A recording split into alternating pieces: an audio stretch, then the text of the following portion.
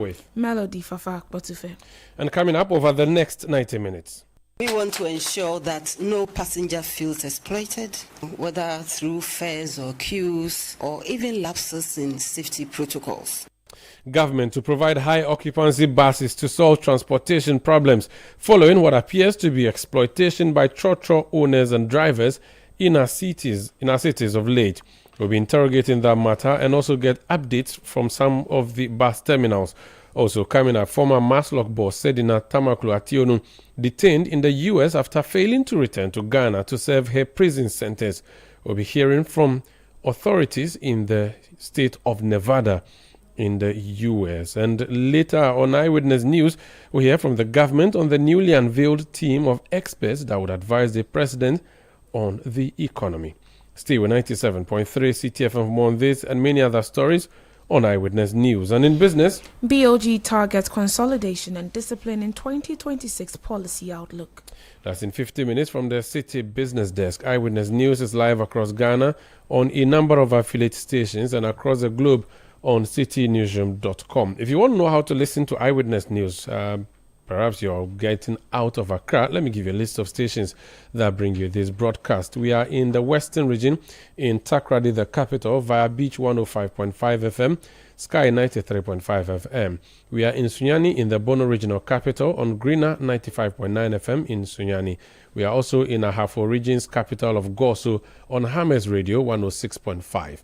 In the Ashanti region, we are in Kumasi on Focus 94.3 FM. We are also on Orange 107.9 FM in Kumasi. In the Volta region, we are on Tajevu's Revival 99.3 FM. In the Northern region, we are on Radio Bimbila 91.9 FM.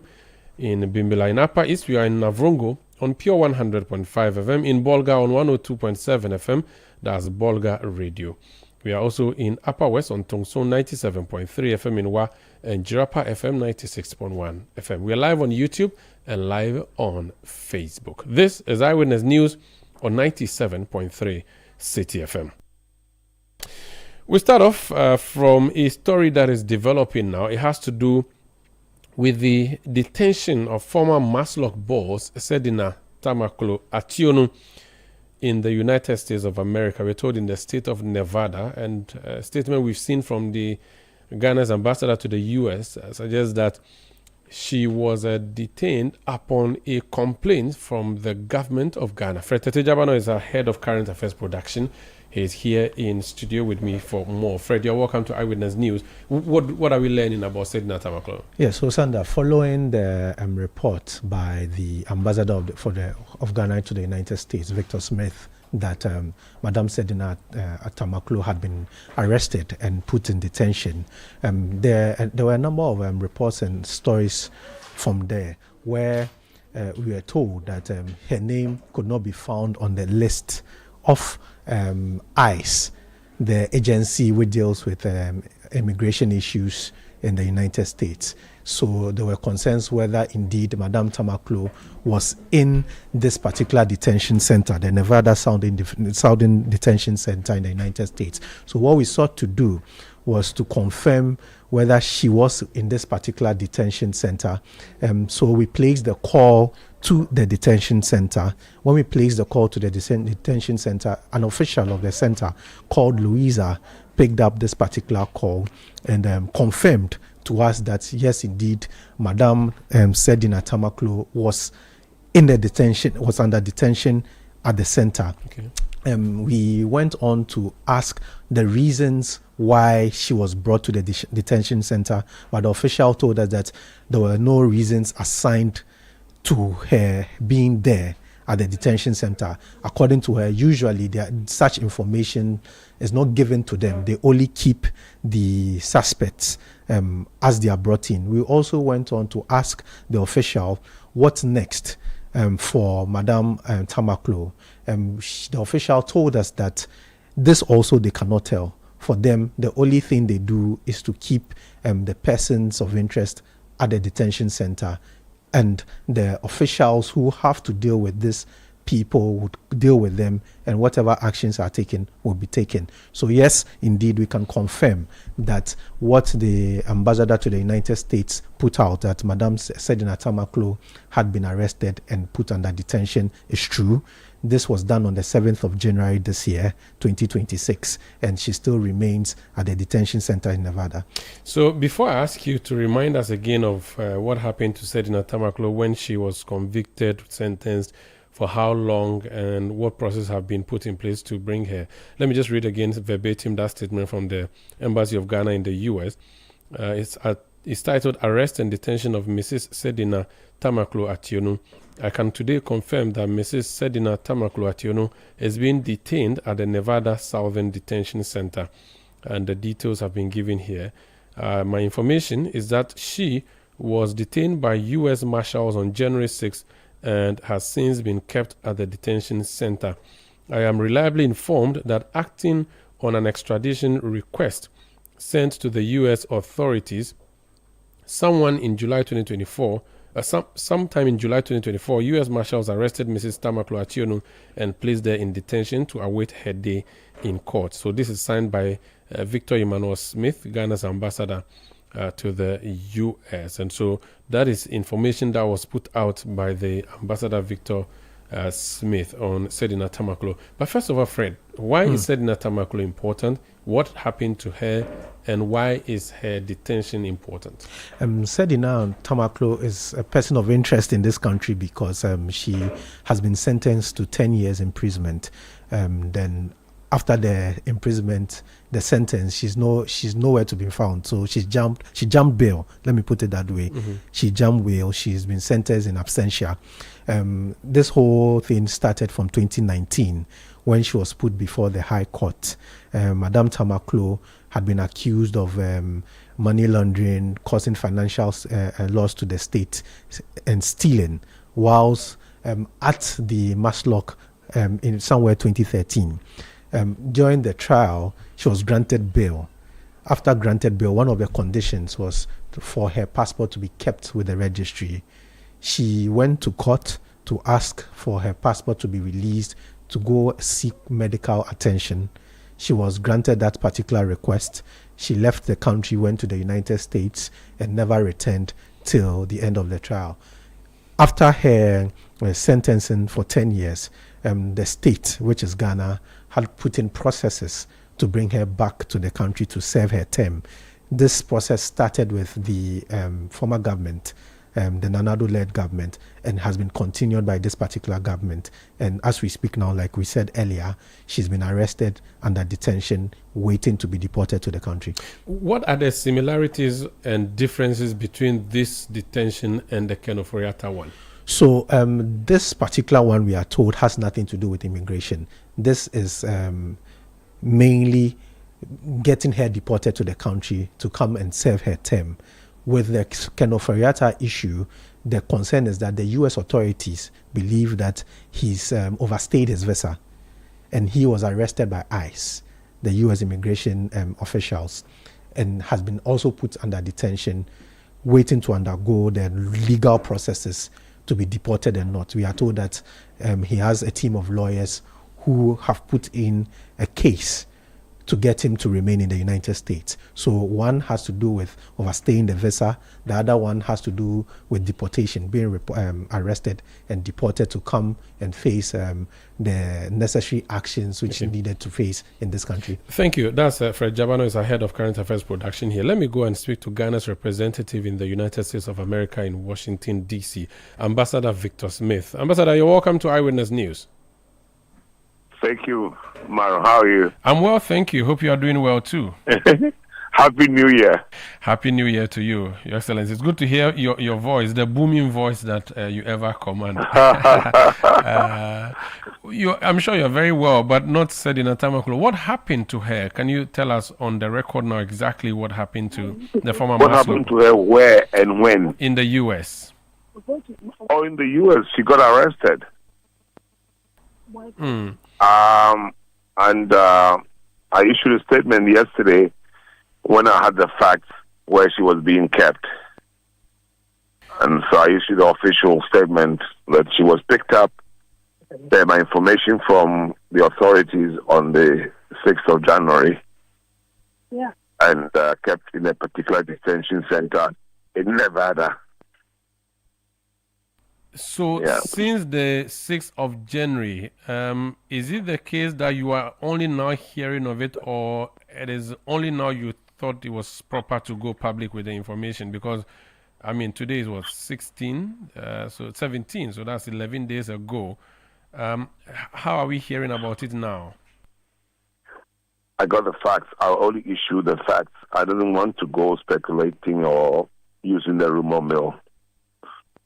And can you also confirm? I'd heard, but I didn't have the facts as to where she was being kept, by who. You get the point? Okay.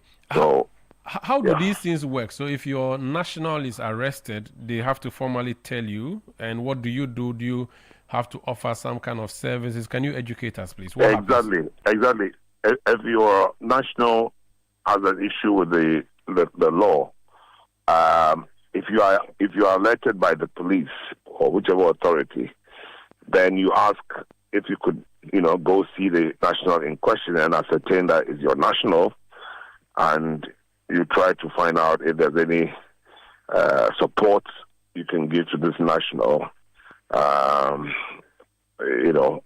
in the circumstance. So,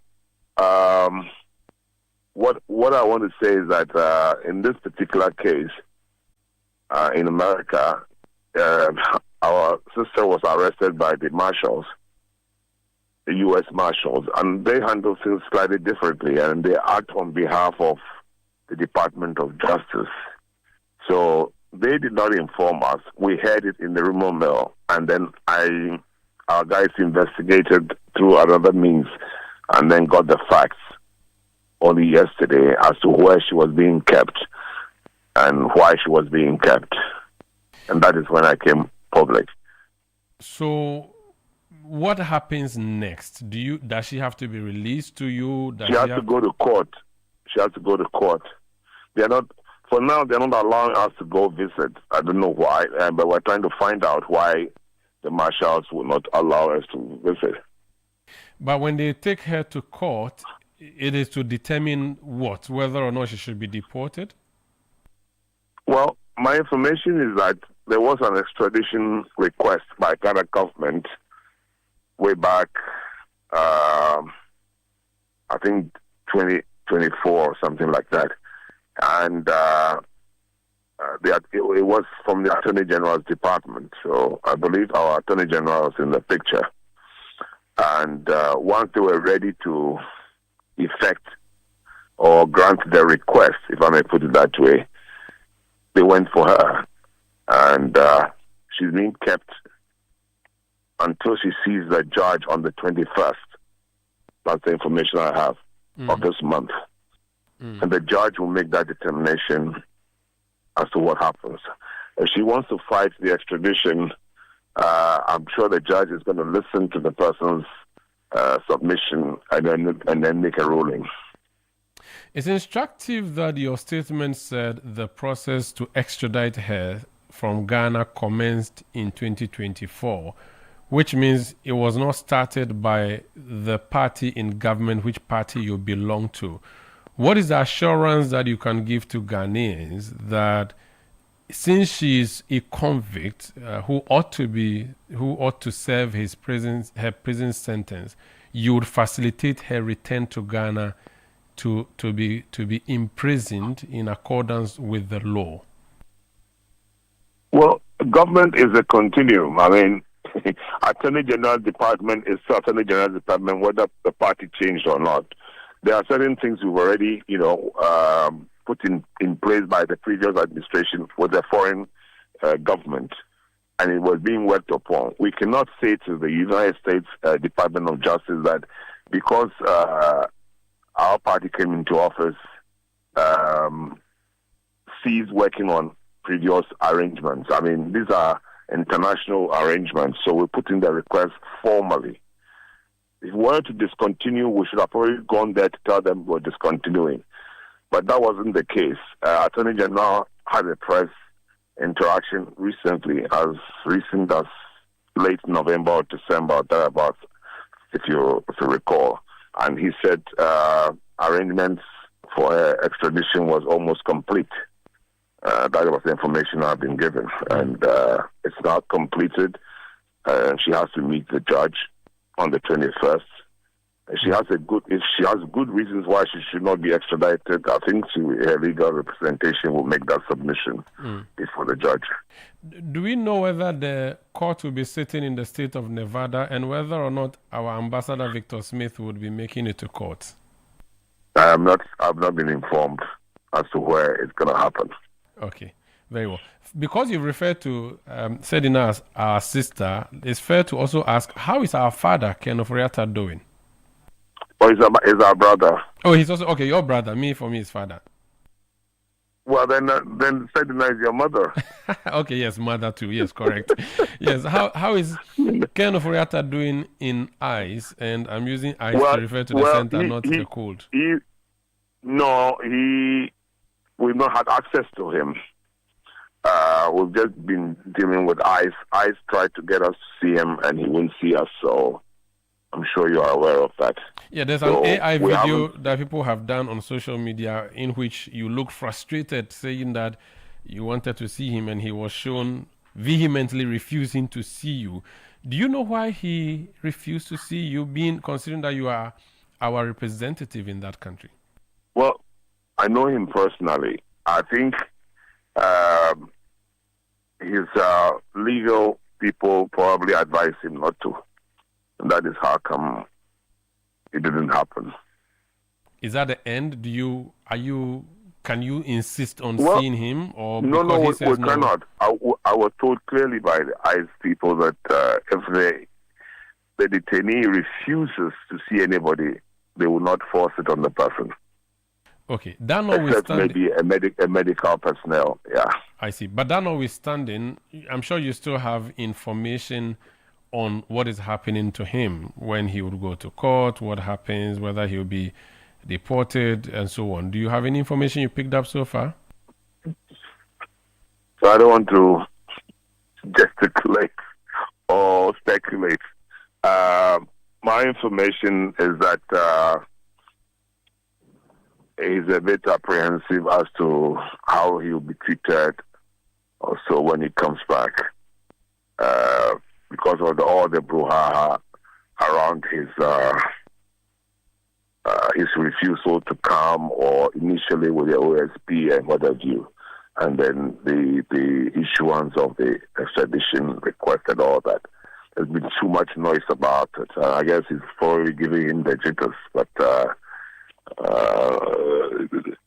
that could be the reason why. But I'm sure he would prefer to come home now. I mean, to explain and to assist government to unravel any mysteries around the management of our resources during his tenure. Very well. Thank you so much for speaking to us, sir. It's my pleasure. Thank you. That's Ambassador Victor Emmanuel Smith, Ghana's ambassador to the United States of America. This is Eyewitness News on 97.3 Citi FM. I am Umaru Sandamadu here with Fafa Melody Kwetofa. We return to talk about what our trotro drivers are doing to passengers in our city centers. Eyewitness News. Be there as it happens. Oh, jump on now. Go. Google me. At what time when you come back where I don't hear the sound of your car? Why you buy new car? No, I not change my car. It be the same ride. It be the fuel way I change. Way one shouts it. Ever since I started using the all-new Excellium Premium Fuel, fortified with 3-in-1 action. Oh, Joe, now my car they run like electric car. No, it's so. This is the type of fuel where they want to. Because now engine they cost. Where they want for way if I buy it, it go protect my engine. And with the small way I buy, I go drive, sir. Absolutely. It's like strapping a turbocharger to your engine and giving it a protector. And what they bust my mind, Seth, be the 3-in-1 action, no? Excellium, they prevent up to 99% of deposit. It be anti-wear, some be anti-corrosion. Won't pay when I open them. Hey, so where can I find this magical fuel? Just head over to any Total Energy service station and your car will thank you. Hey, then make a finish Magobe fast, then rush go Total Energies. My friend, but why your hand Magobe inside? I give you info. Make a feel the gobe too small. Go, what the gogo? Pana! Excellium is designed to protect your car engine, decrease fuel consumption, and lower CO2 emissions. Don't say fuel, say Excellium. Choose Excellium, choose quality.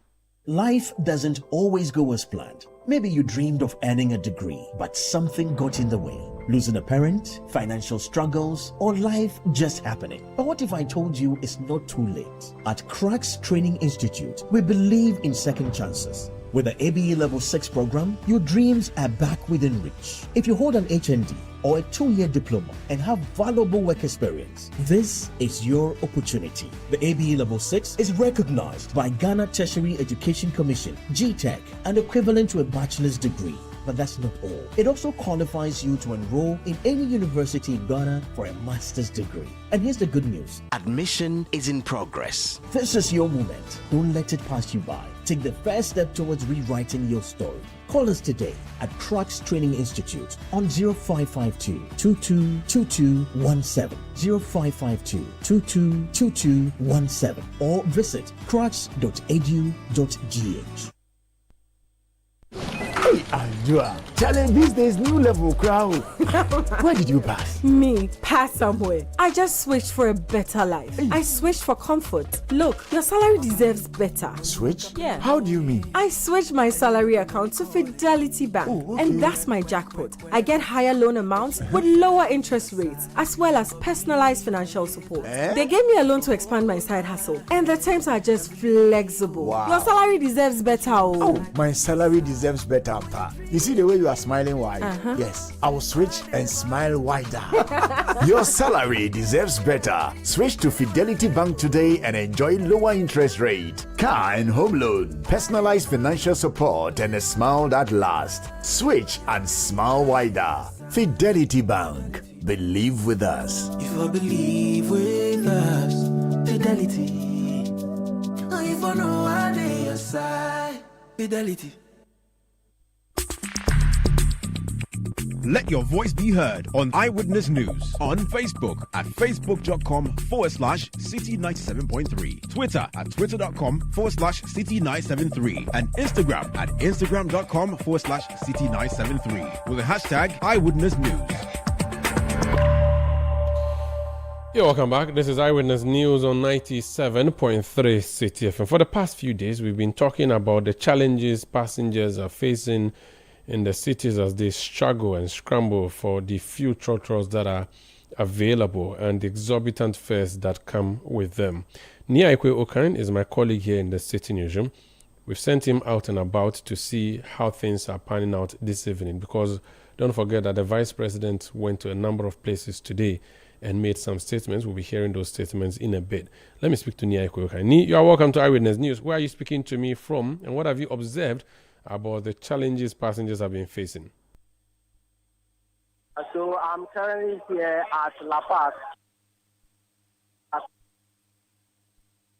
to find a number of forgive me, I lost you briefly. Where are you speaking to us from and what's happening? So, Sandra, I'm currently here at La Paz, precisely the Las Palmas Junction area. And over here, we've seen quite a number of commuters poured onto the streets in search of vehicles to their respective destinations. We know over the period, getting a car home, be it in a private or public transport, has often been a highly time-consuming and a stressful one as such. And the situation is no different here today. Passengers are struggling to get vehicles to their destinations. And over here, the vehicle you can get is one heading to either Kaswa, Ablekuma, Dansoman, or Center, around those areas. But unfortunately, the number of vehicles here are not able to contain the number of passengers here who are seeking to get vehicles to their respective destinations. That is also creating a huge traffic situation here. However, we have a police officer stationed here to ensure that there is free flow of traffic. So whereas the passengers are struggling, jostling to make way into the minivans that approach them, it is also creating traffic here, and a police officer stationed here is also making efforts to ensure that there is that free flow of traffic. More often than not, we've seen that when it happens like that, some of the passengers or some of the drivers tend to charge more than necessary the fare that they are supposed to take. I have a few of these commuters here. I would want to get in touch with some of them and then find out for how long they've been here and then where they are heading to. Madam, good evening. Where are you going and where to? We want to find out from you, where are you heading to and for how long have you been here? For me, I'm waiting for somebody. But we are heading to Kasua. Yeah. For how long have you been here?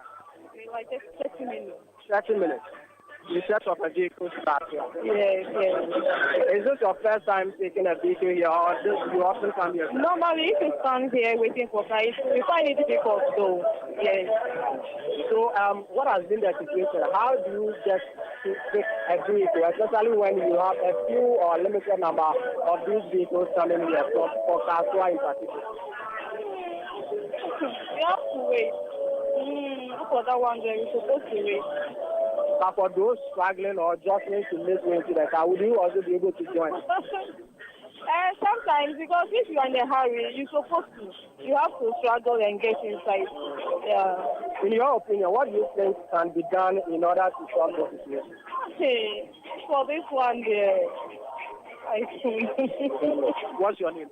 My name is Jennifer. All right. So, Sandra, you heard me speak to Jennifer, a passenger who is trying to get a vehicle here from at La Paz to Kasua. However, she says that she's been here for the past 30 minutes and there hasn't been any Kasua car for her to take to her destination. I'll try to see if I can get more other commuters to be able to speak to. Hello, sir. Good evening and thanks for joining. My name is Eyewitness. I work with Citi. We are live now. We want to find out from you for how long have you been here and where are you heading to? I've been here for quite long. And for how long precisely did you say you've been here? That's like 20 minutes. 20 minutes. Is this the situation on a regular day or this is your first time here? It's a regular basis thing. It's a regular thing. Every time this is how it is. Now, what do you suggest could be done to solve this issue? I think it's the space, what is here. So if I think the space is being able to make, it's a bathtub. But you can see, people are selling all over here. So if like you make space here, I think the cars can come for everybody to be able to be comfortable to board a car. But because of the space is not enough here, so how many can come and how many? Everybody comes with a different size and anything. So I think the space is needed. Yes, about so. You can see for yourself. You spoke about price. Now, on a regular day, when you are taking a vehicle here, how much are you supposed to be charged and how much do you pay in reality? I'm going to customer, and it's 3 to 50 pesos. But some people charge 4 cedis. Someone also will tell you it's going to Awoshi. Okay, Awoshi. I'm going to Ablekuma. Then the person will take you Ablekuma fare. Instead of charging you Fashiman fare, it's going to take you Ablekuma fare. So you are lighting as Fashiman, which means you are going to pay for Ablekuma fare. But you are not going to Ablekuma. And the car is routing to Ablekuma. It's going to use the Fashiman. So at the end of the day, why would a person charge you Ablekuma fare that you are lighting as Fashiman? All right, thank you so much for speaking. Your name, please? Prince. All right. So thanks for speaking to us, Prince. So, Sandra, you heard me speak to some commuters here at La Paz, precisely Las Palmas Junction, trying to get vehicles to their respective destinations. The situation is no different here, as I indicated earlier. The jostle for vehicles to respective destinations after the long day at work, just to be able to make sure that you get to your destination safely. But you have that challenge of also securing a vehicle to your destination, Sandra. Niaikwe, is it the case that there are buses which are not willing to take the passengers, or there simply aren't buses and you have long queues of passengers? So you have quite a number of these passengers who are heading to Dansuman, Malam, and then Ablekuma. For those ones, you have some of the minibuses that come in in no time, and then some get on board. However, once they move, you get another batch of passengers also pouring onto the street. So while some are moving, you still have quite enough. But for those who are not getting the vehicle at all, that has to do with Kaswa. That's where the struggle is now. And I've just seen one of the minivans here that is loading to Kaswa Street. So meaning that once you take the Kaswa vehicle, no matter the destination, you are going to pay that amount that they are going to stay to. So now you have one Kaswa van here, and just making frantic efforts to ensure that they make their way into that particular vehicle. They could stand here for more than 30 minutes or even an hour, as the passengers indicated to me earlier. Thank you so much. Niakwe Okran speaking to us from the Las Palmas bus stop at La Paz here in Accra. Let me go to another part of Accra and speak to Jeffrey Fifi Annan. He is my colleague in the newsroom and he's reporting from Kaneshie. Jeffrey, tell us what you have observed so far. Sandra, right. I'm reporting from Kaneshie in Pamprum, and then the queue here is almost as though it's an election day, and then the particular polling station is a hotspot. There are quite a number of people lined up waiting for vehicles to their various destinations. Now, where I am, you have vehicles heading towards Kaswa, Liberia Camp, Malam Junction. You know, it follows in that order. When I got here, I saw a Toyota Voxy van, which is not ordinarily used for a commercial vehicle. I saw people scrambling and trying to make their way into the Toyota Voxy van to head to their various destinations. So the situation is that bad. All sorts of vehicles have turned into commercial vehicles. You can see people whose salon cars, they've had to turn into commercial vehicles just to try and help those who are finding it difficult finding vehicles to their various destinations. And so that is what is happening here currently. Children, women, the aged, everyone is here trying to find a vehicle to their various destinations. The private cars, you say, are taking passengers. Do you know whether they're doing this for free or they're also cashing in on the cars? That I cannot confirm, but what I know is that there's a mad rush for persons trying to enter these private vehicles. Once you are not getting a public vehicle to wherever you are going, you would have to make do with the private vehicles available. So either they are paying or either it's free. People just want to get to their homes. Do you see long and big buses from the state, say Metro Mars or Ayalolo or even STC, coming to the rescue at any of these places? I've not seen any of these state-owned transport services provide vehicles to convey people from where I am currently, that's Kaneshie, Pamprum, to their various destinations. The long buses I've seen are the regular Tata buses, popularly seen here at Kaneshie. They are all commercial vehicles, you know, charging to convey people to their various destinations.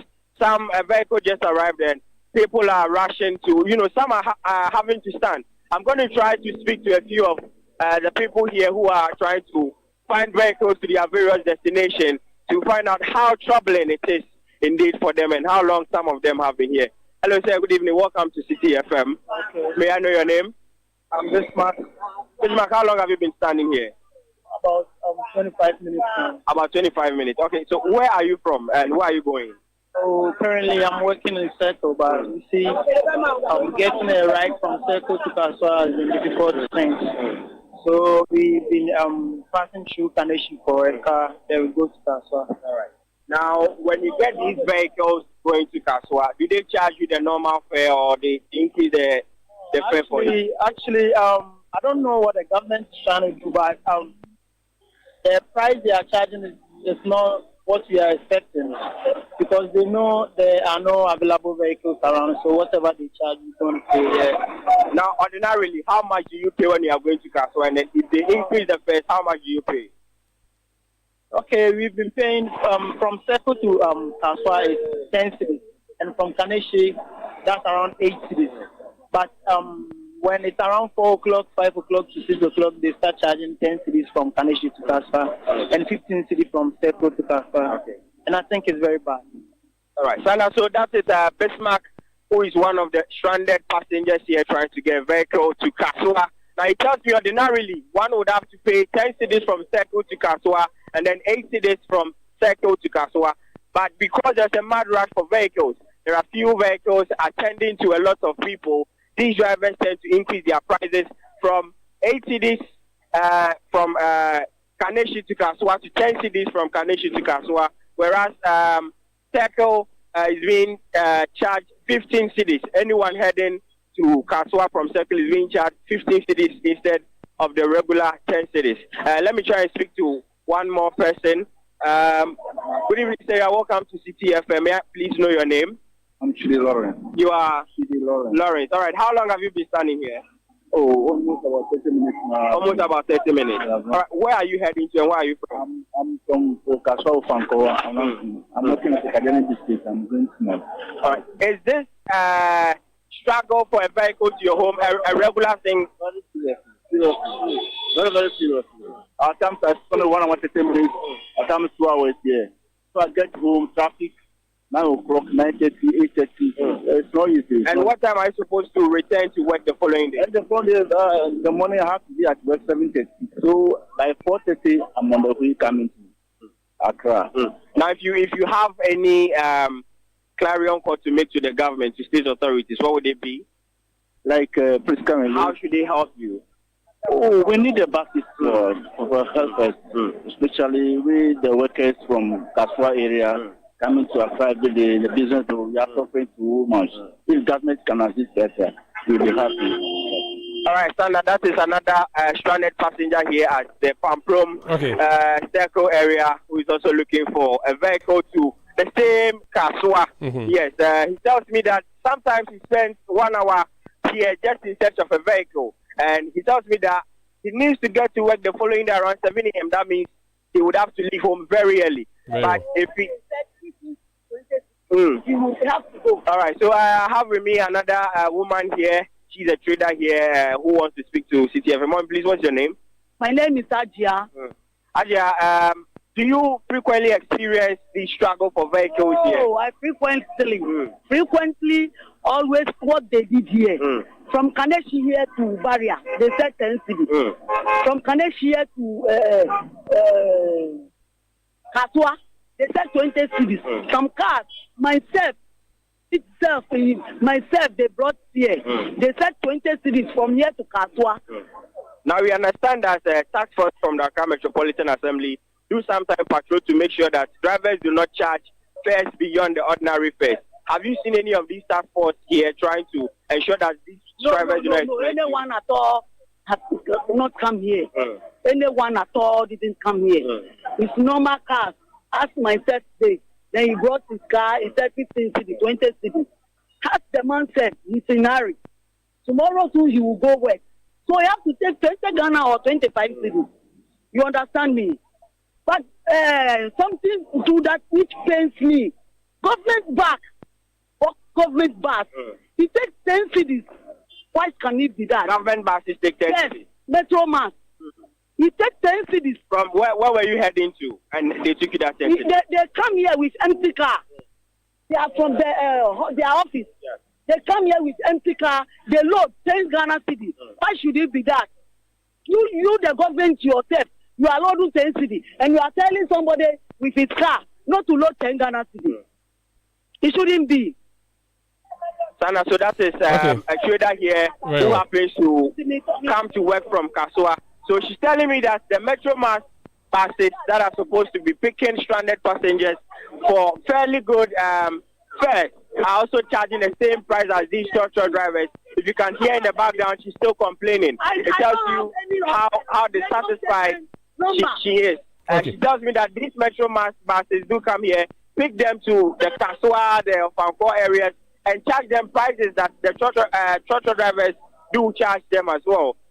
We all know that the Vice President today has assured that measures are being put in place to make sure that the transportation crunch will come to an end. Thank you. I'm afraid that's all time will allow me for now to speak to. That's Jeffrey Fifi Annan, my colleague in the Citi Newsroom, speaking to us from Kaneshi. Let me now go on the phone line and speak to the owners of the trotros you see on the street. It's the Ghana Private Road Transport Union. They are the association, and the drivers belong to this association. Godfred Bulbre is the General Secretary. Godfred, welcome to Eyewitness News. Yes, sir. That's Sanda. Yes, it's Sanda. Hey, Sanda. It's the one I don't want to talk to is the one I'm talking to now. I am very happy to be talking to you. You know, I miss you. Don't you miss me? I miss you anyway, but this is the first of the year we're talking. So let me say New Year. Godfrey, why don't you want to talk to me? What have I done wrong? No, we'll talk about that one on air, off air. Now let me ask you on air. Is it that you have fewer buses now, or the passengers have become more? What exactly is the problem? Sandra, it is a very difficult question for each and every officer in DPRT to ask, to be able to answer. And the question is that, if for the previous year, December is only the month we normally record these sort of things, that the movement for people to move and about and doing businesses, the daily turnout is always larger. So going back home is always a bit difficult to get means to go home. Now, this year, what happened that just in December and even in January, and this shortage of vehicles are still happening. But the truth is that there has been a particular attitude which no action has been taken. And I do believe drivers who were actually behaving well or complying are now seemingly joining the attitude. Do you know what it is? No. Sandra, what attitude the truth is that when they wait and the evenings are around 3 or 4, and then west of it, when rain falls, then you see that people are rushing to now go home, and they'll be on the roadside. So when vehicles go there, especially the floating ones, they will begin to charge them short. So the direct route from here to Kaswa will be charging somebody 3 times before he gets there, which was supposed to normally be added 10 cedis. Now the person will get there will pay about 15 cedis. And now we have set up a committee that's an outlet in TUC, which we made them to go around the night and do a survey of that. And they brought us a report. And we submitted it to the minister saying that this is what we have seen. But now, unless they get us our own card, like we have our own fleet, then the throttle cars who normally come and do that and create that shortage to make sure they go out and charge more, we'll place those cars there. And we'll see them, we can use that and ban them. And if they are also the floating ones, we can intentionally arrest some and then let police come and see whether if we don't have the power to arrest, but we have the power to caution somebody who is trying to violate the law by charging high. And this one, since that time up to now, the thing is practicing and now it's even becoming worse. That's why it has now become a public discussion. And minister and even the vice president have to come today at our meeting at the Ministry of Transport and to talk about that. Okay. So Godfrey, during the Yuletide, the festivities, of course, there are many more people traveling. So if there are few vehicles, it makes sense. But in January, you don't think that this should be happening. Could it be that your members are hiding their buses so that they would continue to cash in like you've mentioned? Is there a possibility? I answered that question before the vice president. You think our members, who most of some of them are drivers, they are not car owners, will hide the car so that in the evening, what will he now go and feed his wife and children? Maybe he'll get more in the evening, no? No. But to hide the car, the problem doesn't come in the daytime. It doesn't come in the daytime. It's only evenings that it happens. So when you say you want to hide your car, I don't think when you hide the car and bring it out in the evening, that means that you've done something. No. The problem is that you as GPRTU, you cannot punish anyone who does that, can you? We can. What kind of punishments can you mete out to members? Because it's a voluntary association. When we actually identify something like that, what we do best and what the drivers will always fear is to ban him from loading. Okay, so that... Finding him, they don't fear any fine. Ban him from loading, and then we have our own guards, union guards, that will make sure you can't go anywhere. We have that power. Immediately, what can be the solution? Or what do you think would be the solution to this issue? From what we have just discussed today, we have resolved to meet on Monday and then to deploy most of our guards to make all the advantage areas but these things are prevailing. And make sure they go out there and see the vehicles that we are they our cars? That is one. If they are cars, we will begin to now even brand our vehicles, all branded cars who have different logo on them. And then we see you that you are the one now going out to load them in the evening. We don't need to ask you a question. You will just terminate your membership and take you out of the union. Very well. We'll wait to see what happens. The vice president, Monday, we are hoping that by Monday, those who are doing that will change their behavior. Yes. Thank you for speaking to us. We'll come back to you again for more. Yo, Sandra, thank you. That's Godfred Abubere. He's General Secretary of the Ghana Private Road Transport Union. Lots of your messages are coming through, and some have even added pictures. At least there's one picture which is sent to us from the 37 area. It was sent by a person known as, do I have the name? Yes. The sender's name is, it appears to be missing for me now. But yes, it's called Call Me Kwesi, so that's the name of the sender. And he has pictures and videos of people queuing at the 37 bus stop. And I even see military personnel in the queue of passengers looking for buses. Now, the messages that have come through so far, Daniel in Atadika says, good evening, Sanda. Good move by the government. We, those in Katamanso and Atadika who work in Tema, need some of the buses on our roads. The commercial drivers and their mates are heartless. Wales Yoga, if you could just go that. Wales Yoga says from Whole West, he says, the arrest and detention of Sedna Tamaklu serves as a crucial reminder of the consequence of financial crimes. Next message from John Kekeli Bansa. He says, as a commuter, I'm deeply frustrated by this artificial shortage of trotros, leaving us stranded for hours at bus stops, desperate and late for work. Drivers are exploiting the situation with exorbitant fees. You can also send your message 0549-986-996. Now let's hear from the Vice President, Fafa, shall we? Well, the government says it remains committed to improving public and private transport services to ease the worsening vehicle shortage in Accra.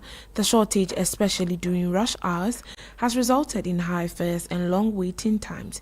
Speaking at a stakeholder engagement with the Ministry of Transport, the Vice President, Nana Jane Opukwajiman, called on the public to exercise restraint as government works to address the vehicle shortages. We know the roles of the public sector in transportation. You carry the responsibility, and our job is to ensure that we are lightening the burden so that you can play your roles well as a private sector. This is one way that we evaluate the presence and the input of the private sector. So we depend on you for all of us to reach our workplaces, our schools, our markets, wherever we need to go. And this is also the trust of your responsibility. And we know and we expect that this responsibility will be grounded in fairness, the issues. So this meeting is very, very important for us. We want to ensure that no passenger feels exploited, whether through fares or queues, or even lapses in safety protocols. We need to promote fairness, transparency, accountability in everything that we do. Professor Nana Jane Opokwajiman also added that the government is working to introduce high-capacity buses and expand the fleet in the medium term to improve services.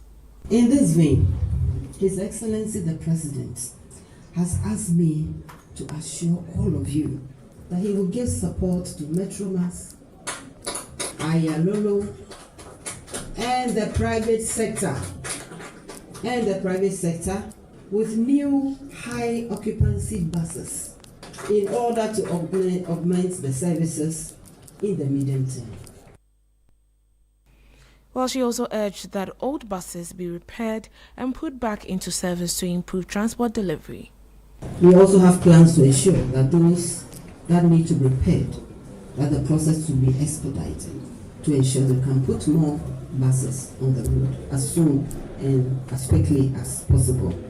So my plea is let us continue to work together to develop a transportation system that prioritizes fairness, efficiency, excellence. And I know and you know that we can. While also speaking at a tour of Metro Mass Transit Limited, the Vice President, Professor Nana Jane Opokwajiman, called for stronger collaboration to make Metro Mass Transit Limited operate more effectively. How did all the buses break down? How come we are working with about 60% of what we used to have? How come we used to have 1,000 or so and we are happy with the 400? Something went wrong. Whatever it was, we need to fix it and never return to that, especially when we have a growing population. If at the time we had less people and 1,000 buses, and today we have more people and 400 buses, there's more we need to do. How do we do it? By linking our minds, by working even harder, by sharpening our focus, and by expanding our vision. And all of these we know we can do together. I want to congratulate all of you and to encourage you to do even more. You are the Vice President, Professor Nana Jane Obukwajman. Eyewitness News. Be there as it happens. Are you feeling tired after a hard day's work? Have you lost your appetite even for your favorite dish? Viral Blood Tonic is a nutritionally balanced, pleasant-tasting tonic fortified with iron and vitamins to boost your appetite and energy levels for high performance. Viral Blood Tonic, easy to take and good for the family. Viral from Danex Iting Starwin PLC. If symptoms persist after 48 hours, consult a physician. This advert is FDA approved. We are officially sold out. 10 years of memories, 10 years of adventure, 10 years of culture and crazy good vibes. This March, we're turning it all the way up from the 1st to the 8th of March 2026. 8 days, 14 regions, one legendary caravan. Rolling out from Greater Accra through Eastern and OT, up north to the Northern and Upper East, and all the way to the Western region, hitting iconic destinations across Ghana. Expect non-stop fun, breathtaking views, deep cultural immersion, and unforgettable moments. This is more than a trip. It's culture in motion, adventure without limits. Pack your bags and get ready. 10 years of the Heritage Caravan, experiencing the sights and sounds of Ghana. You cannot miss this. The Heritage Caravan 2026 is powered by Channel 1 TV with support from Citi 97.3 FM. Terms and conditions apply. Heritage Caravan 2026. Experience Ghana like never before.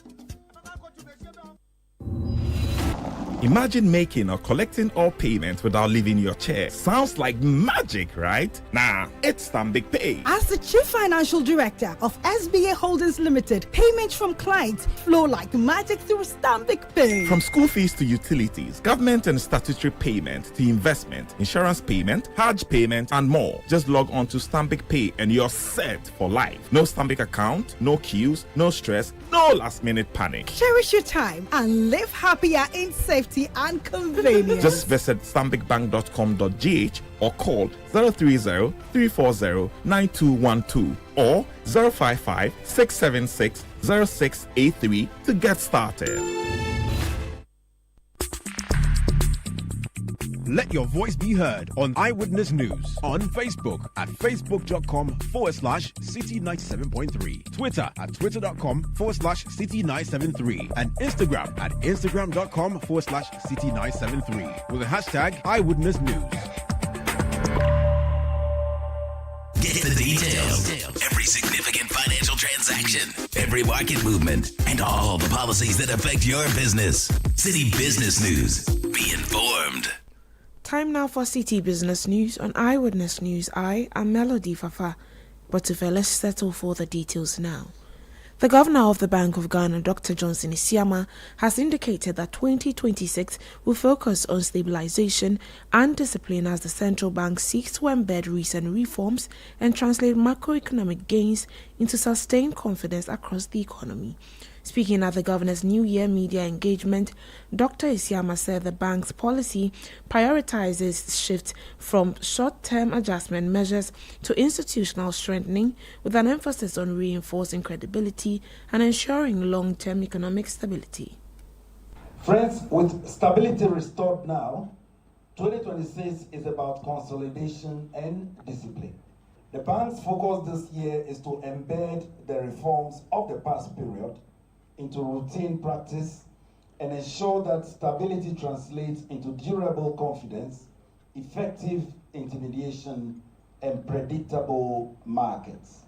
Monetary policy will remain measured and forward-looking, anchored on price stability and supported by clear signaling and consistent liquidity management.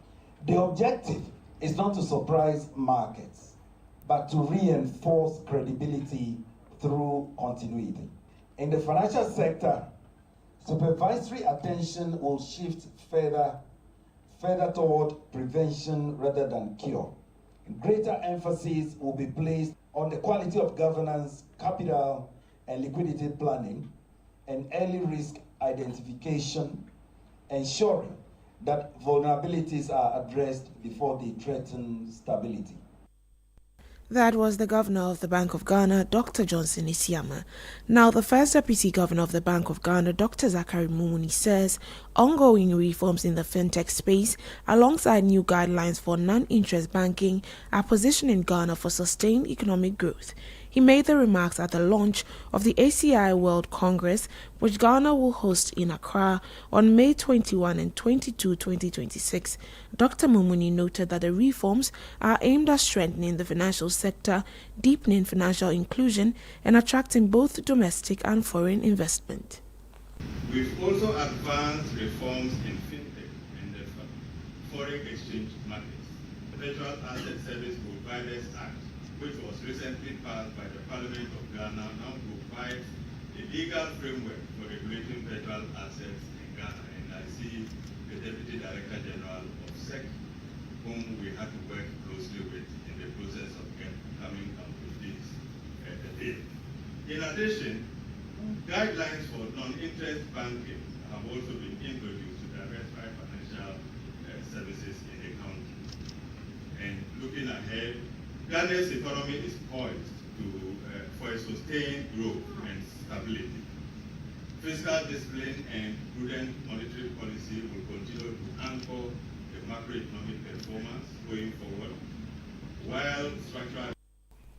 Dr. Zachary Mumuni is first Deputy Governor of the Bank of Ghana. Now also speaking at the launch, the President of ACI Ghana, Lawrence Osilaja Boampong, emphasized that resilient and well-functioning financial markets depend on highly trained professionals who uphold strong ethical standards. Considerable excitement has been built since I returned from Paris last year and the formal award of the bid to Ghana. The real work now lies ahead, and it will require strong partnerships across the markets. And in that spirit, I would like to express our sincere gratitude to CalBank for hosting us this evening and for their support towards this launch. Now, this partnership reflects the collaborative spirit that will be very essential to delivering a truly world-class Congress. Tonight's program also reflects the heart of ACI's mandates: capacity building and professional excellence. Yeah. Now, alongside this launch, we will be recognizing members of ACI who successfully obtained ACI professional certification in 2025. This is a very proud moment for our association and a reminder that strong markets are built on well-trained professionals who uphold the highest ethical standards. Lawrence Osilaja Boampong is president of ACI Ghana. Now, the International Monetary Fund, IMF, is calling for stronger transparency, governance and risk management, particularly in operations linked to the Gold Board program. The recommendation follows the fund's assessment that Gold Board recorded losses of about $214 million. Speaking at a press briefing, IMF Director of Communications, Julie Kozak, explained that while the program supported the build-up of international reserves and helped ease pressure on the foreign exchange market, there was a government-related loss. The report acknowledged this program, and it acknowledged and discussed a bit the benefits and the costs of the domestic gold purchase program. On the benefit side, what we see is a contribution to a buildup of international reserves and reduced pressure on the foreign exchange market during a difficult period for Ghana. So those were the benefits of the program. The report also quantified what we call a quasi-fiscal loss. Quasi-fiscal meaning because it's not on the fiscal balance sheet, but ultimately it is a fiscal loss. And that loss was $214 million that the team quantified. The loss stemmed from trading activities, fees, exchange rate movements, and to help address this, our recommendation is to strengthen transparency, governance, and risk management, especially for the gold bod-linked channel under this domestic gold purchase program. You heard the Director of Communications for the IMF, Julie Kozak.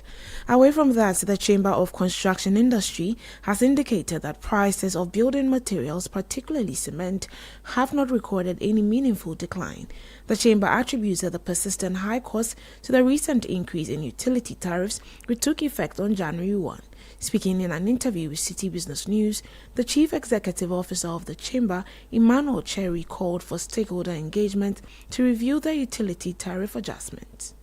Electricity, almost every home has electricity. So immediately the price moves up, it affects everything. And then you and I know that almost every manufacturing sector uses electricity as the power to drive for their manufacturing.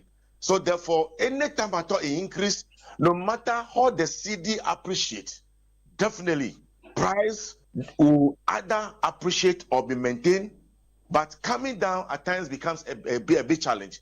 So therefore, we are pleading with government through Ministry of Trade and Industry and Ministry of Energy and Innovation should try as much as possible to come to the table and see exactly what we do in terms of the utility charge.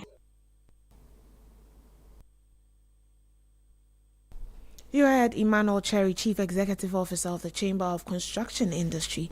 Now, the Chamber of Agribusiness Ghana has welcomed the 3-year extension of the African Growth and Opportunity Act, AGOA, describing the move as a crucial opportunity for Ghana to turn around years of underperformance in agribusiness exports to the U.S. market. Here is more.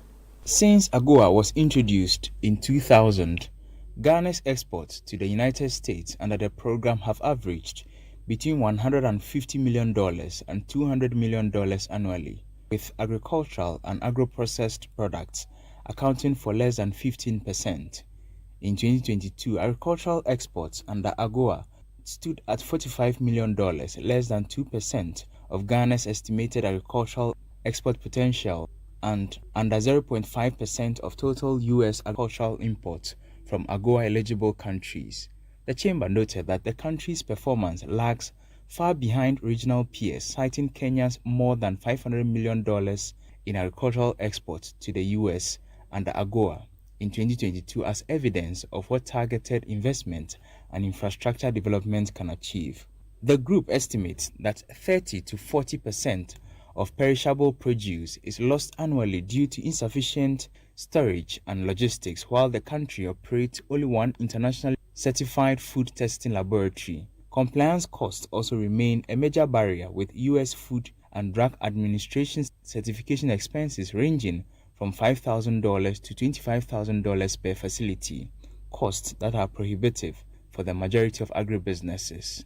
To capitalize on the AGOA extension, the Chamber is calling for immediate actions between 2026 and 2027, including the creation of an AGOA Readiness Task Force, a $50 million AGOA Export Fund to support certification and working capital, and major investment in cold storage and testing infrastructure. It also advocates medium-term measures such as product diversification, agro-processing export zones, and stronger partnerships with U.S. distributors.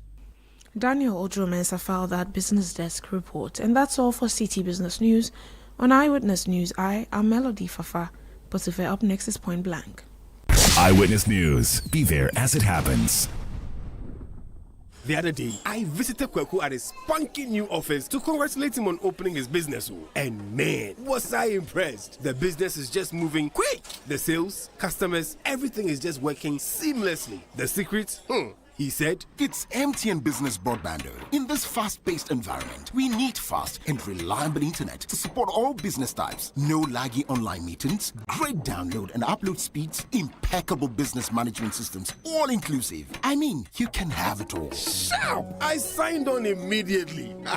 To enable your business stay ahead and stay connected, make sure you're signed on to the best internet made just for businesses. MTN Business Broadband. Sign up today on broadband.mtn.com.gh and manage your account on my MTN app. Call 0244 308 111 for more information. MTN. Oh, jump on now. Go, the go. Gugomi, at what time will you come back where I don't hear the sound of your car? Why you buy new car? No, I don't change my car. It be the same ride. It be the fuel way I change. Way one shouts it. Ever since I started using the all-new Excellium Premium Fuel, fortified with 3-in-1 action. Oh, Joe, now my car they run like electric car. No, it's so. This is the type of fuel where they want to. Because now engine they cost. Where they want for way if I buy it go protect my engine. And with the small way I buy, I go drive, sir. Absolutely. It's like strapping a turbocharger to your engine and giving it a protector. And what they bust my mind self be the 3-in-1 action, no? Excellium they prevent up to 99% of deposit. It be anti-wear, some be anti-corrosion. Won't pay when I open them. Hey, so where can I find this magical fuel? Just head over to any Total Energy service station and your car will thank you. Hey, then make a finish my gobe fast, then rush go Total Energies. My friend, but why your hand my gobe inside? I give you info. Make a fill the gobe too small. The go. Excellium is designed to protect your car engine, decrease fuel consumption, and lower CO2 emissions. Don't say fuel, say Excellium. Choose Excellium, choose quality. Hey, is it my TV or my eyes? Why? If you say everything clear past my feature. Charlie, it's not your eyes, it's the TCL C6K QD Mini LED TV. With QD Mini LED technology, you get deep blacks, bright highlights, and colors so real. See, even the referee's board head, they shine. Movies, football, gaming, every detail sharp like a new razor blade. If your old TV they show bleh bleh, Charlie, it's time to upgrade. Visit any Electroland Ghana shop for yours and enter the ongoing Achedia promo. TCL C6K QD Mini LED TV. TCL, inspire greatness.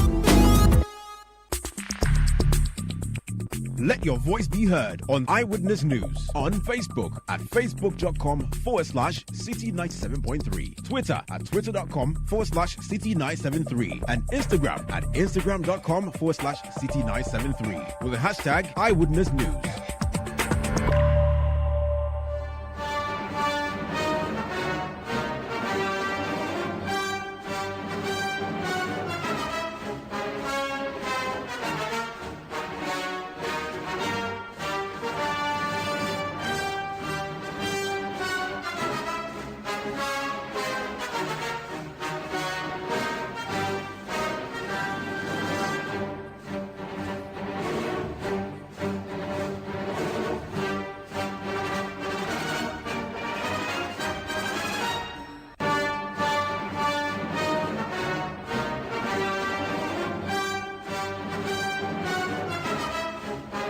This is Point Blank on Eyewitness News. I am Umaru Sandamadu.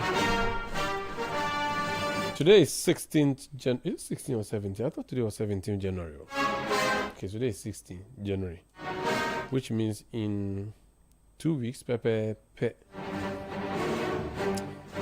Now MPP people, somebody would have seen their smoothness level. 5 people looking to be flag bearer of the new patriotic party, including former Vice President Dr. Mahmoud Baumia. And he is the one we are talking about tonight. His director of comms or director of communication is, I always remind him, former mayor or former DCE, Dennis Miracles Abuaji. You're welcome to Point Blank. Thank you, Umaru. How are you doing?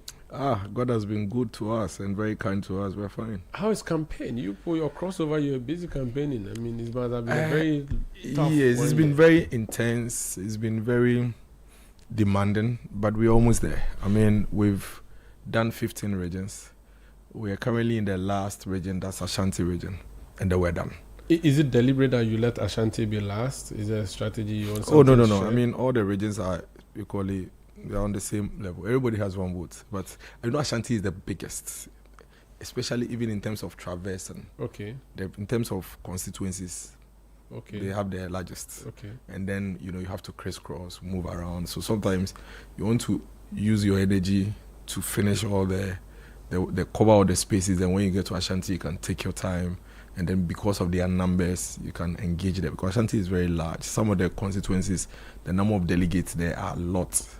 So roughly or estimatedly, about how many people are voting on 31st? About 210,000. 210,000, which means you have been trying to get the votes of 210,000 people. Yes. That's a lot. Yes. You need 50 plus 1 of the 210. Okay, so it's 50 plus 1 you are doing. And if that fails, then you have to go for second round. Yes. What is the ground looking like for Dr. Bawumia? I think the party people are quite clear what it is that the objective is. So across the country, the MPP party has the objective of winning 2028 elections without compromise. That is the background of the decision making or the choice of the leader. And so based on that, you appraise all the 5 aspirants. And the determining factor is not who is this, who is that. It is who amongst the 5 gives us the brightest chance to win the next elections. And when you do that, you don't only do it with your internal SWOT, you do it with the external SWOT as well. Because who are you going to deal with? You're going to deal with the NDC. So when you do these analysis, you realize that 2 or 3 people may even cut it. But when you run the second level, that is who our opponents are, then others will be dropping off. And that's why it's clear that the lot has fallen on Dr. Mahmoud Bawumia. Not because he's exceptionally different from all the other 5, and really all very respectable individuals, but it's because the moment we are in now, the times we are in now, for the 2028 elections that the MPP is going to go to, our biggest bet is Dr. Mahmoud Bawumia. He gives us the best advantage over the NDC going into the contest. The MPP people were angry, and that's some of the things you have said as a party, for which reason you lost the election. They didn't show up to vote. Is that anger gone? And if that anger was there, it was against the party and Dr. Bawumia who was leading the party. What is the guarantee that that anger is gone or will be gone by 2028? Human beings are very rational people. We are not robots. And we are people that factor new or additional information in our decision making. It's a fact. If somebody doesn't turn up at a polling station to vote, the person would have 1 or 2 issues, reservations. We have a responsibility to engage that person. Fortunately for the MPP, all our reports and the data shows that we didn't lose the elections because our people went to queue to vote against us. It is because our people refused to go to vote and the NDC people decided to turn out. And now our responsibility is to go to our people and have a conversation with them. I mean, if the person didn't turn out because he was upset, it means that he really loves you. He really, really loves the party. And so he has the party at heart. So what Dr. Mahmoud Bawumia plans to do right after 31st is to get to the voters and have a conversation with them. And say the general voters, yes, not MPP the general delegates. voters, the general voters. But that we have unfinished business. But have you had that conversation with the MPP delegates and they've told you that they have heard you? Now they'll come back? Yes. You know, Dr. Mahmoud Bawumia has engaged the party on 2 levels. Level 1 was when he did a thank you tour. It was on the thank you tour that we did the real postmortem. And then we had a frank conversation with the party people. So the party people are very clear in their minds. In fact, the level of unity at the grassroots is amazing. Everybody is ready. And you know, once these party people are geared up for it, they are the ones who would move and whip our members out. And so they are ready. They are just waiting for a leader. The leader that they will now lead into their homes, lead into their offices and shops to go engage the voters. I'm very convinced, and the party across the country is very convinced that Dr. Mahmoud Bawumia, first of all, has the demeanor, he has the temperament, he has the attributes that a Ghanaian voter desires to have as a leader. And he believed that the Ghanaian people will listen to him and have that conversation with him. What Dr. Mahmoud Bawumia wants to do in the next 3 years is to have a conversation with the Ghanaian voter so that we all agree and plan where to take the country to in the next level. You know, you've heard Dr. Mahmoud Bawumia say in his New Year address that he wishes the President John Mahama well. His Excellency John Mahama doesn't have to fail for Dr. Mahmoud Bawumia to be president. No, that's not what it is. And I hear people always mistake that. They say, NDC, they have to fail if they don't fail. No, that's not the case. What is going to happen is that by 2028, the vision, the plan, whatever ambition that John Mahama, His Excellency, has for the country, he would have ended. Now, we are going to appraise where the country is for every sector and go out there and scout for a leader that can consolidate the gains we've made at that level, fix the challenges we would have, and take us to the next level. So it's not about a president failing. It is a president coming in and the vision he has for the country. It's important. And that's what Dr. Mahmoud Bawumia It's important to represents. mention what Dr. Bawumia said with John Mahama in focus. I have seen a video circulated by, I think it should be someone from the Kennedy Japan campaign, in which Dr. Bawumia was saying that once the presidency goes back to the north, it would take a long time before it goes. And this was during his campaign in 2023, where he said that Northerners should not vote for Mahama, because if they voted for Mahama, they have a president for just 1 term. But if they voted for him, they have a president for 2 terms. And since the option was only once for the North to be served, let's give it to Bawumia Prekum. That has not happened. And they say, well, if you said that once the vote leaves the North, it will not come there, why should it be the flag bearer? Every election is different. Every election, no two elections are the same. The variables, the issues are not the same. The challenges that this country was confronted with in 2012, 2016 elections were different, completely different from each other, and was different from the 2024 elections. The 2028 issues and challenges surely are going to be completely different from 2024. It is the moment, it is the exigencies of the moment that calls or demands for the kind of leader that we need. But the fact will not change that Mahama is from the north, and if he leaves, then maybe the thinking is that let's get a southerner. But what changes is where we are as a country and the vision Dr. Mahmoud Bawumia brings. That changes. The fact that where we are would require a leader that would try to build this country is to a more modernized country to compete with every other country across the world. That changes. And once that changes, it becomes a stronger argument than any other variable. Internally, you are having a lot of Fortunately, in this country, it's become evidently clear that certain things no longer plays a key role in our electoral choices. Such as what? Religion, ethnicity, or race, or whatever you call it. Are you sure? Secondly, no, it doesn't. Based on what statistics? The data. The data shows that where I vote in Latte Methodist Primary, it is predominantly Presbyterians and Methodists. But Dr. Mahmoud Bawumia, the Muslim, won there, and John Mahama, His Excellency, the Assemblies of God Christian, lost. Nima, Ayawasu East, predominantly Muslim. They voted for a Christian Assemblies of God church member, John Mahama, and voted against the Muslim Dr. Mahmoud Bawumia. So if religion played a role, then all the Nima votes will go to Dr. Mahmoud Bawumia, and all the votes in my Presby Methodist areas will go to John Mahama, His Excellency. So that is the case. Again, there's a mistake that people make. It looks as if when we talk about this country, we bump everybody together. So it's a northerners. Yes, in the past, northeast, northern region, and Savannah were together as one region. So you can say northerners. But Dr. Mahmoud Bawumia and John Mahama are not from the same tribe. Dr. Mahmoud Bawumia is a Mampurisi man from northeast, Wale. John Mahama is my tribesman. He's a Gonja. When you mean tribe, you mean Guan member? Yes. He's a Guan. He's a Gonja from Savannah region, Bole. When you say he's a tribesman, you are wondering. People would think he's from. Yes, but we Latte people, we are from the north. We are from we are from the Savannah region. Well, I went to campaign with Dr. Mahmoud Bawumia in Savannah some time ago, 2023, during the primaries. Then I heard some people speaking, and I could hear almost 80%. And I turned around, am I home? They said, no. They said, oh, you are from Latte. Before I remembered, I'm home. I'm in the Guan area. So Jerry John Rawlings was an Ewe from Volta region. Nana Danko Ekufo, or let me say President Kufo, is an Ashanti from Ashanti region. Atameos, Central region, is a Fanti. Nana Danko Ekufo is an Achim from Chebi. And then you have John Mahama from Savannah region. Dr. Mahmoud Bawumia is from Northeast region. He's not from the Northern region.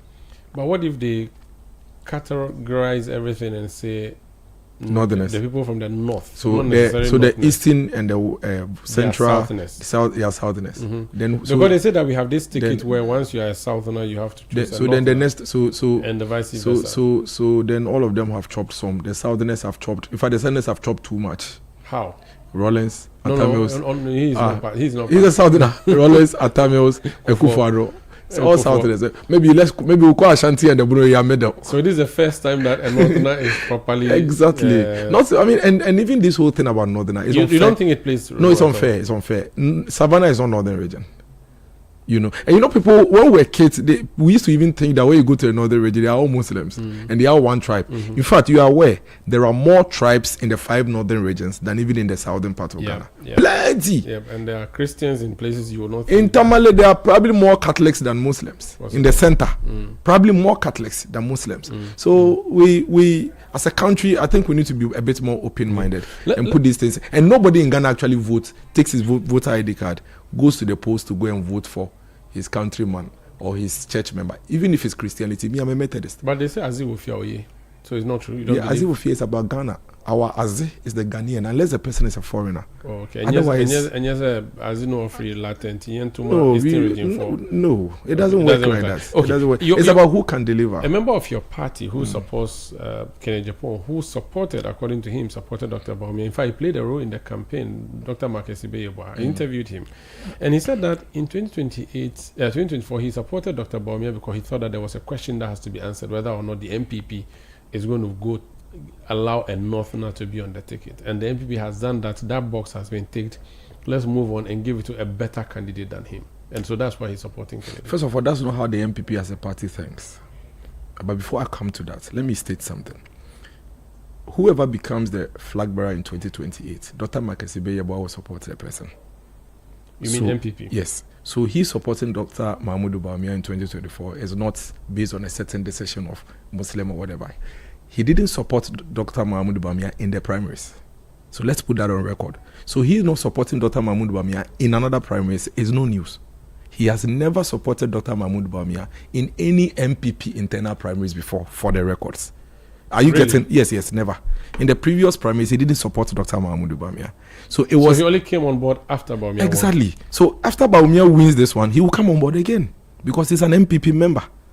So to try and you see, if I don't put it in proper perspective, there's a certain misconception that previously he was with Bawumia. He didn't. In 2023, he didn't support. He was with Alan Chamantin. Okay. He supported Alan Chamantin throughout, and then when Alan Chamantin left the party at that point, he went to Citi somewhere. But he's and for the record, he's never supported Dr. Mahmoud Bawumia. But he worked for him as flag bearer. Oh, as flag bearer, we all, even Kennedy Japan, Brian Achiampong, everybody would work for. Like we all work for a Kufuado. But are you not worried that so Dr. that's for the record. Secondly, make a point. Dr. Bawumia being the economist, the finance guy, and yet all the finance people, apart from Dr. Amin Adams, are with Kennedy and not with him. Who are all the finance ministers? Kwatin was Minister Deputy for Finance. Stika was Deputy Minister of Finance. Dr. Marcus Ibeyebo was chairing your finance committee. I think it's also with Kennedy Japan.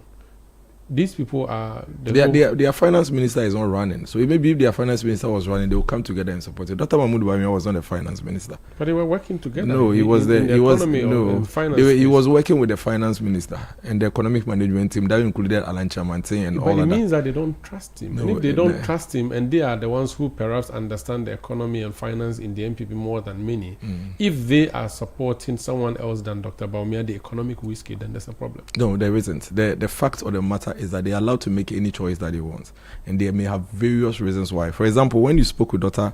Ibeyebo, you realize that he didn't make any point about that. If the point was about Dr. Mahmoud Bawumia's competence, he would have said it. I didn't ask him. No, but if that was the point, you asked him why, and you told you that it was because he wanted to tick the box of a Muslim. Yes. So that's his choice. So he's giving you clearly what his reasons were. You can't project your reasons on him. Okay. His reasons had nothing to do with Dr. Mahmoud Bawumia's capacity. Dr. Mahmoud Bawumia's capacity in economics is not in doubt. Absolutely not in doubt. It's without doubt that every responsibility within the economic space that was given to him, he delivered. But his people are not with him. So I'm Which saying people? Who are the people? His people. Who are his people? I mean, the people in they were deputy minister. They were not his people. He was working with the finance minister at the economic management team level. He's a finance minister. He's not a deputy minister. Okay. So they have a right to make, and they are not making their choices on technical capacity. If you listen to him. I listened to Honorable Abena Asare on Metro. She also didn't make any such point. So you can't project that on them. Kwatin said that he was tired of suit-wearing English-speaking leaders of the MPP. And that is why he thinks that they need someone like Kennedy Japan who would rock the boat. What do you say to that too? I don't know what English-speaking suit wearing is, and I don't know how Kennedy Japan is not English-speaking suit wearing, and he himself he said he is English-speaking. So I don't know how Kennedy isn't English-speaking suit wearing. He said he's not your proper politician. Who is a proper politician? He said the suit wearing. Dr. Mahmoud Bawumia is the only politician amongst the five. That is not a proper politician. He's a pure technical guy. Really? He came into politics by accident. Yes, he's told the story severally. But whose point is that? so refine it. I can't refine. He said his thing. So he's wrong. So he's completely wrong. He said that we've tried Kufuor was a lawyer, Mills was a lawyer, Rawlings was a soldier. We've tried Mahama is a communicator, Akufo-Addo was a lawyer, and all these people were just speaking big English, and the economy keeps going down. And so for him, he thinks that we should bring a maverick like energy. He should come again with his reasons because he's missed it. So what was Rawlings? Was Rawlings a suit-wearing English-speaking politician? He wasn't. No, he was not. So what are you talking about? No, so but he said that. No. So I agree. So that's why I am calibrating that thought. I'm challenging that thought. That thought is flawed, completely flawed. What we need is a vision. We want a leader that is able to clearly articulate what his visions are. But they say we have a leader who has built factories, who has led in various roles, employed people, and that he has a track record. Give him that chance. We have a lot of business owners in this country who have done more than him. We should probably make those people presidents, if that is the determinant of a good government, a good president. Because then there are more business moguls, bigger ones. Kwesi Nkrumah ran for president. Did he win? Kwesi Nkrumah has more businesses in this country than Kennedy Agyapong. Is Kennedy a big threat to your campaign? No, everybody is a threat. If you are going into a contest, Dr. Mahmoud Bawumia takes every person on the ballot as a threat. So for him, he leaves no stone unturned. He believes that so long as you are contesting with him, you are a threat, and he must work hard to outdo you. So what is he doing now to outdo all the other four? The delegates. Ultimately, is the person who is going to enter the booth that you need to convince. And that's why Dr. Mahmoud Bawumia has really taken his time to engage the delegates. And so if you pay close attention, you realize that he's the candidate that you least hear from in the mass media space, because he's visiting their homes, he's visiting their businesses. So you're doing one-on-one? A lot of it as well, even in the middle of the night. Sometimes he ends the campaign like 11 p.m., then he continues to go and engage other delegates, critical, former executives, former regional executives, former MPs, just to make sure that he's able to convince them. Dr. Mahmoud Bawumia believes that it must be on conviction. What about the issue of money, that some candidates have more money than your candidates? I mean, money is not a determining factor in this contest. I'm sure delegates collect no coffee. If money was a determining factor, I don't think anybody would be president in this country. You can't pay all voters. Are you aware we are talking about 210,000 delegates? Yeah, but if you're able to get like 2/3, so you give them how much? I don't know. How much is enough? I don't know. Exactly. So, but anytime you meet them, you have to give them coins, and they say they say your candidate doesn't have. Oh, it's not. They say it doesn't have support. No, that's not possible. I didn't even know that's what you were talking about. Yes. But if that's what you are talking about, then standard. Dr. Mahmoud Bawumia has run campaigns and elections in this country more than all the other 5 aspirants, and funded it more than all of them. So he has people who support him. He has resources. He has individuals. He has a network. Go and talk to the delegates. Because if you travel from Esujare and come to Akuse Clubhouse for a meeting, you didn't walk. If you come to meet you must get your transport back. And there are people who support us to be able to do that. And we do that and do that very well. They say that his former boss, Nana Dankwa Akufo-Addo, is not supporting him. That's what's problem. I have never heard Nana Dankwa Akufo-Addo in any internal elections say anywhere that I support Dr. Mahmoud Bawumia or I'm against anyone or support her. He didn't do it in 2023. He didn't do it in 2022, unless you heard him on record. No, I didn't hear him on record. He never does. I said they say. No. So it's all part of the rumor. No, it's part of those who are contesting against Dr. Mahmoud Bawumia. Their way of thinking that, oh, I know this person supports Akufo-Addo. I know this guy there, he likes Akufo-Addo. So if I tell him that Akufo-Addo doesn't support Bawumia, but Akufo-Addo, his star and who he is, everybody that knows him in this party knows that in an internal contest, even in the party national executives, you would never hear him say that I support tomorrow, I support this person. On 31st January, do you have a figure you're working with in terms of your win? 50 plus 1. Apart from 50 I have done politics enough in this country to learn a lot of things, to know that what I need is to win. So 50% plus 1. If it doesn't go your way, what happens? It would go away. But if it doesn't go away, it's politics. We'll run. The MPP has a response. I know it's a living organization. It's a going concern. Regardless of what happens, how confident are you that your party would win 2028? I think my party. I saw you doing something recently about the economy. I even saw your post saying that things are not going well, but people are not minding because petrol price is down. No, I didn't say that. People are minding. Just that people's voices are not being amplified. Because no, it is because you and I, who are 10%, who represent 10% of the population, we are basically suppressing and crowding the voices of the masses. Things are go good. to Asutwari, go and ask the woman that sells kinky whether things are good for her. The facts of the matter, we need to be real with ourselves. It's good for her. Listen, for you who pays school fees in dollars, the listener, things are good for him. For you and I who goes to the pump to buy fuel, truth, things are good for us. Yes. For the person that travels abroad and changes dollars to go and shop, things are good. No doubt about that. So who is it not good for? The woman that is selling kinky, the teacher, the nurse. Why is it not good because for them? But the ripple effect. No, there's no ripple effect. That's the point that you guys are not allowing us to debate. There has not been a ripple effect of the macroeconomic indicators on the micro. That's the truth. The truth of the matter is that because I am a cold store seller and the chicken is imported from abroad, when I go to the port to go and buy it from the wholesalers, I get it lower than 2024. Yes. But when I come and put it there to sell to Umaru, I cannot reduce it. I even have to increase it because the refrigerator, I need to pay 28% more. Hey, Miracle, are you sure? No, but are you not? Is it not paying 28% more? But you know, I'm giving you data. No, there are other things that stabilize that 28%. No. There are no other things. What are the other things? So tell me. They neutralize it. So that's why I let us to debate. So the cold store guy, tell me the other thing. That is the payment he made at the port. Yes, but it's way lower. No, it's not lower than the 28. Maybe he has paid 2/3. No, it's not lower than the 28%. That is why carton of milk has gone up. Nestle can reduce it. You know, carton of milk has gone up. I don't know. It's gone up. I drink fresh cow It's milk, gone up. so Fan yogurt. Why do you think fan yogurt has moved from 3 cedis to 5 cedis? It's not because of your government. It's not because of the dollar. It is because the government has been away for 12 months, for Christ's sake. It's because they are spending more on utilities. And you know, industry, when you're running a manufacturing plant, utility, electricity and water forms about 40% of your cost input.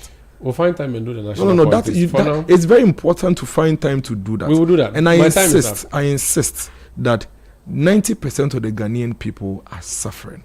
Okay. And we need to give them a hearing. Okay. That is why the People's Forum has created a platform for these people to air their views. Then we have to go. We'll come back after 31st.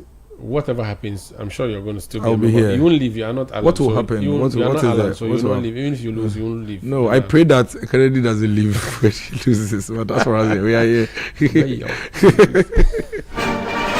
Dennis Miracles Abuaji. Your miracle, anyways. It's okay. Let me leave it. He is Director of Communication for the Dr. Mahmoud Bawumia campaign team. I am Umaru Sandamado, produced tonight by Beverly London, Kwabna Wilson, Fred Tetijabono, Sami Wiafe, and Juliana Odami Asari. Iman Olati helped us with new technical production, and the new media team supported and led by Imano also. We'll be back on Monday at 17:30 GMT. But up next, it's Sports Panorama with Benjamin Nketia. Meanwhile, if you want more current affairs and news, at 8 p.m. tonight, Nana Tofo Boato will be bringing you Channel 1 Newsroom at 8 p.m. on TV. Tomorrow at 9 o'clock, I am returning as a regular host of The Big Issue. So The Big Issue, tomorrow 9 o'clock on 97.3 Citi FM and Channel 1 TV. Do join me and my panelists as we dissect the big stories of the week. It's great to have you all tune in and listen. We'll be back and more on Eyewitness News. 97.3 Citi FM, relevant radio, always.